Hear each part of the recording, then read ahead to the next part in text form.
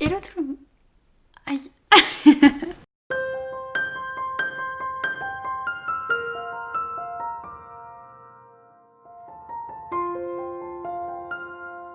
Hello tout le monde, alors aujourd'hui je vous retrouve pour vous faire un petit point sur mes dernières lectures parce que ça fait super longtemps que j'en ai pas fait et j'avais beaucoup de lectures à vous présenter. Du coup j'ai sélectionné que les bonnes lectures ou en tout cas les livres dont j'ai envie de parler parce que je peux pas vous parler de tout ce que j'ai lu récemment, c'est pas possible. Pour ça n'hésitez pas à me suivre sur Instagram, le lien de mon Instagram est dans la barre d'infos donc n'hésitez pas à aller voir parce que je parle régulièrement de mes lectures en cours, de ce que je termine etc en story, je suis assez bavarde donc ça vaut le coup, enfin je pense, j'espère.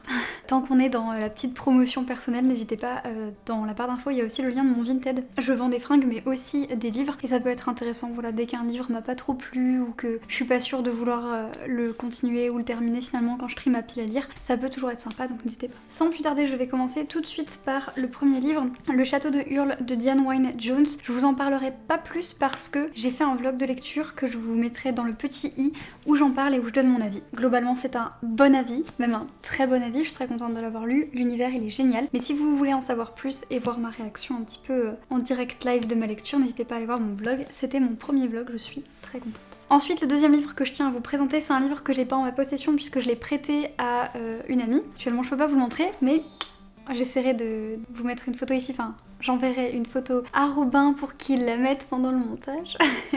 Donc c'est La ville sans vent de Éléanore de Villepoix que vous avez dû voir passer partout. Moi je l'ai vu plus passer sur Instagram que sur YouTube, mais pourtant voilà, il a vraiment fait beaucoup parler de lui. C'est un livre qui est sorti le 6 juin de cette année et c'est de la fantasy française, ce sera donc une diptyque, donc ça c'est cool. Le tome 2 sort le 14 octobre, voilà, je déballe toutes les informations maintenant.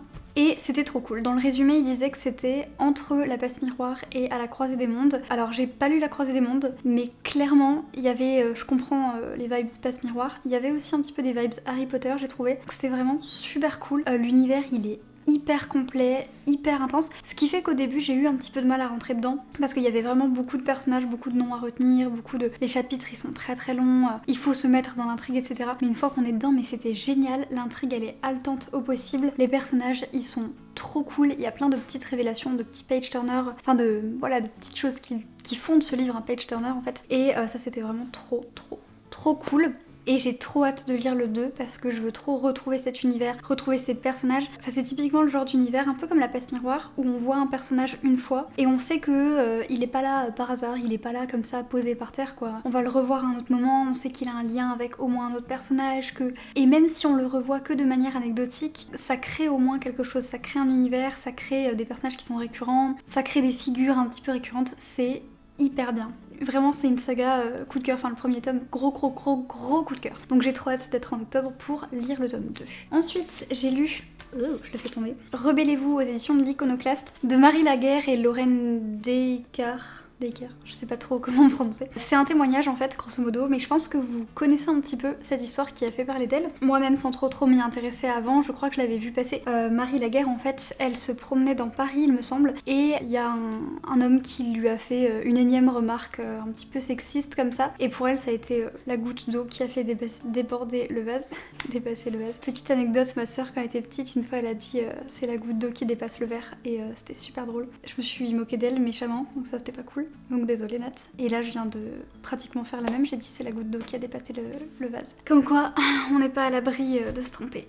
Mais bon bref. Donc pour elle c'était un petit peu la goutte d'eau qui a fait déborder le vase. Et elle lui a dit ta gueule et il est venu et il l'a frappé. Et s'en est suivi pour elle tout un combat, elle a commencé à mener un procès, elle a commencé à raconter son histoire dans les journaux etc. Et là aujourd'hui elle l'écrit. Donc on a une première partie où elle raconte tout son combat on va dire de quand elle était petite, c'est des petites choses un petit peu sexistes sur lesquelles elle réfléchissait pas trop, mais maintenant elle prend du recul et elle se dit mais c'est pas normal qu'il me soit arrivé ça, mais ça c'était une agression, mais ça c'était ça. Donc c'est super intéressant parce que ça nous permet de faire aussi une rétrospective sur notre vie à nous et de nous dire mais attends moi aussi j'ai vécu quelque chose de similaire là, mais attends moi là ça devait pas se passer comme ça, là on m'a fait telle réflexion, et ça permet de prendre vraiment beaucoup de recul sur des choses qu'on trouvait normales, comme j'avais déjà pu en parler avant. Et ensuite il y a un espèce de manifeste, c'est à peine 5 ou 6 pages, un petit manifeste féministe là qu'elle a écrit, donc ça c'était plutôt cool. D'ailleurs Lorraine Lorraine Decker, je sais pas, qui a écrit avec elle. Il me semble qu'elle est journaliste pour le droit des femmes ou contre les violences faites aux femmes. Donc elle a vraiment aidé la partie documentation. Puisque après vous avez un manuel de la rébellion avec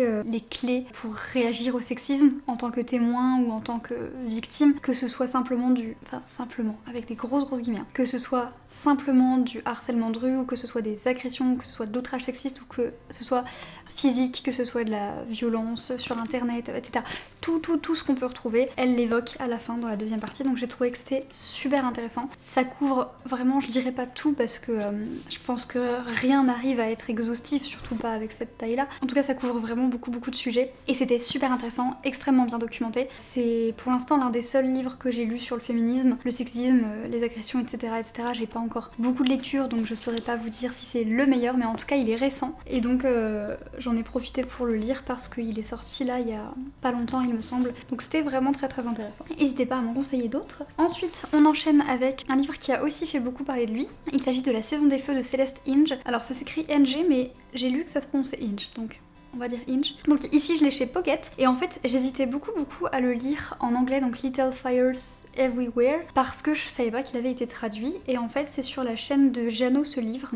J'essaierai de vous retrouver la vidéo dans laquelle elle en parle et de vous la mettre ici. Et elle en parlait justement de celui-là et d'un autre livre que je vais vous présenter et je me suis dit il a été traduit trop bien, mais trop bien. Donc je l'ai lu en français parce que voilà, quitte à lire un petit peu des livres qui en plus ont été traduits, voilà, autant les lire en français. En plus j'essaye de faire 50-50, donc de pas lire que en anglais. Et en plus, donc ce livre un petit peu d'actualité entre guillemets parce qu'il y a une série Amazon Prime je crois qui est sortie. Perso je l'ai pas vue parce que j'ai pas Amazon Prime, ça m'intéresse pas et voilà, donc c'est pas bien grave. C'est un petit peu dommage parce que je crois que sur Amazon Prime, dites-moi si je me trompe, mais je crois qu'ils vont faire une série Daisy Jones and the Six, donc de Taylor Jenkins Reid, que j'ai lu et que j'ai trouvé mais trop bien ce livre. Et pour le coup ce qui est bien dans ce livre, c'est que il y a des musiques. Et dans le livre, on se rend pas forcément compte, mais du coup, s'ils font une série, ils vont de facto faire la musique et ça pouvait être cool. Mais bon, bref. Et donc, La Saison des Feux, on y revient. J'ai trouvé que c'était vraiment super cool. Donc, le résumé, grosso modo, c'est dans une petite banlieue américaine un peu chicos, catholique et très carré et tout. Catholique, je suis pas sûre de ce que je raconte, mais voilà, un petit peu les Américains modèles. On a une famille, donc deux parents hétérosexuels, vraiment, c'est très normé, très carré, etc. Voilà, c'est un peu l'image modèle de la famille, encore une fois. Des très grosses guillemets. Je crois qu'il y a 4 enfants, 2 garçons et 2 filles, donc encore une fois on est vraiment dans... Il loue un appartement un petit peu plus loin, et il le loue à une mère célibataire avec sa fille, et la fille elle va très rapidement se lier d'amitié pour les 4 enfants, enfin particulièrement 3 d'entre eux, tandis que la fille un petit peu des petits bourgeois là, elle va se lier d'amitié plutôt avec la maman célibataire, qui ont créé des relations, et en fait on va rapidement se rendre compte que la mère célibataire elle a un passé un petit peu étrange, on sait pas trop d'où elle vient, on sait pas trop d'où sa fille vient, qui est son père, etc. Et du coup la propriétaire de l'appartement elle va commencer à fouiller un petit peu dans son passé pour essayer de démêler le vrai du faux, et c'est super bien fait. On a un peu le point de vue de tous les personnages. Parallèlement à ça il y a une histoire d'adoption de bébés, etc. Enfin, je veux pas vous en dire trop parce que je veux pas spoiler ou quoi. Mais en fait, on va dire qu'il y a 2 histoires, mais qu'elles finissent par s'en mêler. La première histoire, elle fait se poser des questions sur la deuxième et elle l'ouvre en fait. La deuxième, et c'est là que la propriétaire va commencer à vraiment creuser.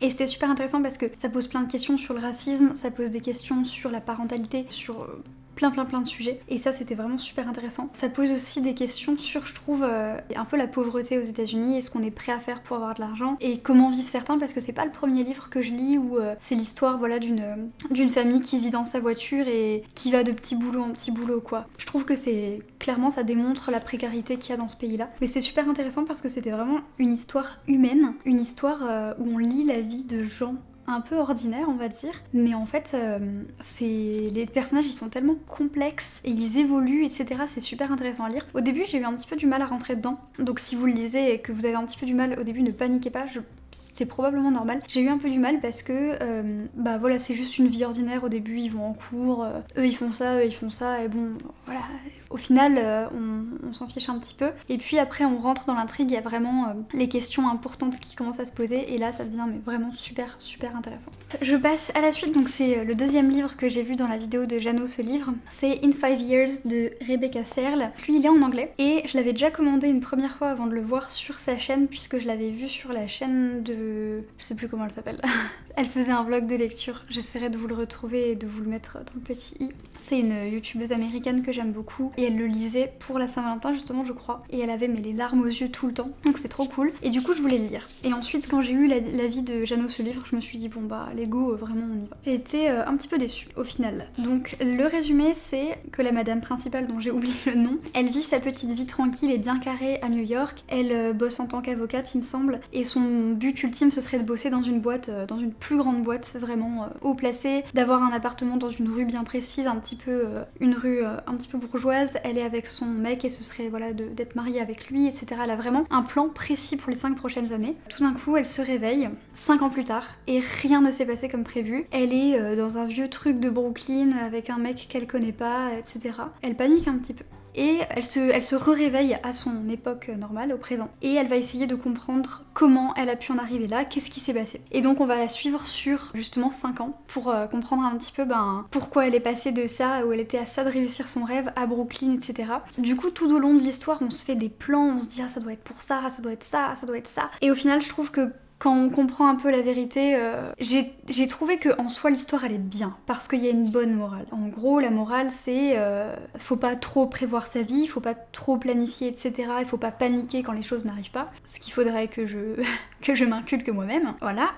Et il y avait une espèce de deuxième morale qui était pas besoin d'avoir un grand appartement, pas besoin d'avoir la vie tac tac comme ça avec les paillettes, avec le mec qui t'emmène dans le plus grand resto et qui te fait la demande en mariage la plus spectaculaire. Si c'est au final pour pas être heureuse, vaut mieux avoir quelque chose de plus simple mais d'être plus heureux au final. Donc ça c'était vraiment une bonne morale j'ai trouvé. Mais par contre, l'autrice elle a essayé de nous teaser avec une histoire de garçon et de sexe que j'ai pas trop aimé. Quand elle se réveille 5 ans plus tard, voilà, elle est avec un homme et elle couche avec lui et du coup nous on se fait un petit peu nos idées, on se dit oh qui c'est, oh qu'est-ce qui va se passer et tout. Et on cherche et au final j'ai trouvé que cette scène de sexe elle avait mais rien à faire dans le... Enfin, rien à faire dans le bouquin. Elle était mal amenée. Elle était vraiment hyper mal amenée. Elle était bizarre, elle était maladroite, elle m'a mis mal à l'aise. Enfin, c'était vraiment pas... Enfin, je sais pas, après peut-être que moi je me la joue prude ou quoi, hein, peut-être que... Voilà. Mais j'ai trouvé que c'était un petit peu mal amené. Ça faisait vraiment... Je l'ai mis pour la mettre, quoi. Mais sinon, voilà, la fin elle est chouette et tout le livre est sympa. Mais je trouve qu'à un moment donné, le livre il s'essouffle un petit peu et ça perd un petit peu de son côté plus cocooning ou quoi. Mais la réflexion est sympa, la morale qu'il y a est sympa, les personnages sont sympas, l'écriture est relativement correcte, un petit peu simple mais correcte. Donc voilà, c'est quand même une bonne lecture. Mais moi je m'attendais vraiment à une révélation mais de fou. Et en fait, voilà. Mais il est bien quand même. En plus, je trouve qu'il fait hyper hivernal. Donc moi je l'ai lu en été, mais je trouve qu'il fait grave hivernal. Et enfin, last but not least, comme on dit dans le milieu, gros coup de cœur, mais énorme coup de cœur que je vais vous présenter là. C'est un livre que j'ai acheté au moment du déconfinement, donc ça commence à dater. Mais je l'ai lu seulement là récemment, je me redresse. Je l'ai lu là seulement récemment parce que j'avais peur, déjà c'est une pavasse, il fait genre 600 pages je crois. J'avais des avis un peu mitigés, des gens qui adoraient, qui disaient que c'était un coup de cœur, et des gens qui disaient qu'ils étaient un peu perdus, qu'ils avaient pas trop compris, qui s'étaient emmêlés les pinceaux, et je sais pas ce qu'ils font les voisins.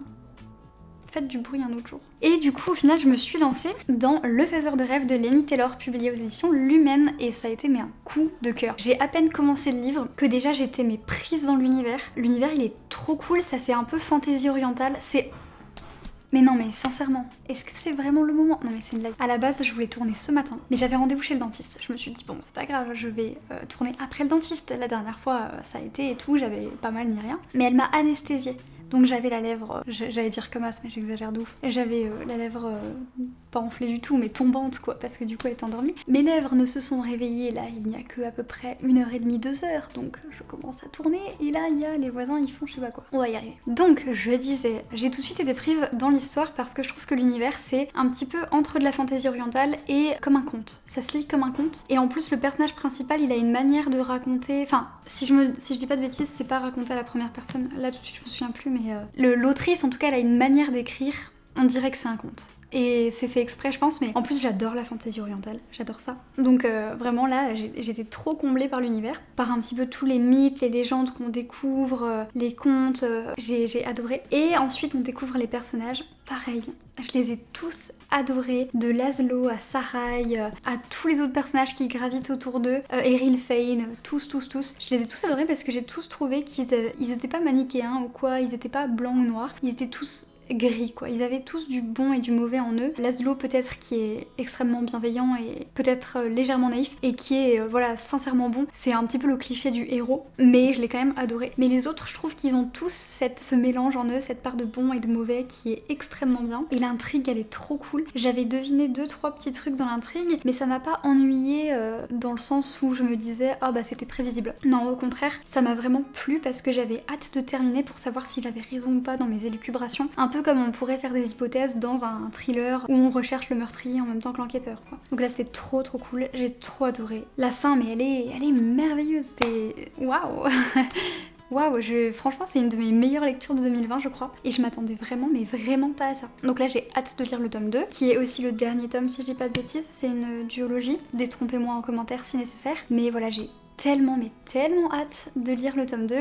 Voilà, là pour l'instant je suis en mode Pumpkin Autumn Challenge, on verra si j'arrive à le caser en octobre ou en novembre, mais pour l'instant j'ai déjà une pile à lire suffisamment grosse, si vous ne l'avez pas encore vu c'est par ici. Mais voilà, et ben c'est tout pour mes dernières lectures, voilà c'était surtout des gros coups de cœur, je veux dire In 5 Years, c'était pas un coup de cœur mais j'ai quand même, pendant 3 quarts du livre j'ai passé un extrêmement bon moment. La Saison des Feux, énorme coup de cœur, Rebellez-vous, énorme coup de cœur, et celui-ci, La Ville sans vent, énorme coup de cœur. Et celui-ci, je vous laisse aller voir le vlog, mais je pense que vous voyez à mon sourire que c'était une bonne lecture. Donc vraiment très contente en ce moment d'avoir des très bonnes lectures. Il y a aussi des lectures un peu moins bonnes, n'hésitez pas à aller me suivre sur Instagram pour savoir un petit peu lesquelles me plaisent, lesquelles ne me plaisent pas, pour en discuter un peu plus en direct, c'est un petit peu plus frais aussi, parce que là, bon bah je les ai lus pour la plupart en juillet et le reste en août, donc ça date un petit peu. Mais voilà, donc n'hésitez pas. Et ben moi je vous embrasse très fort, et je vous dis à la semaine prochaine.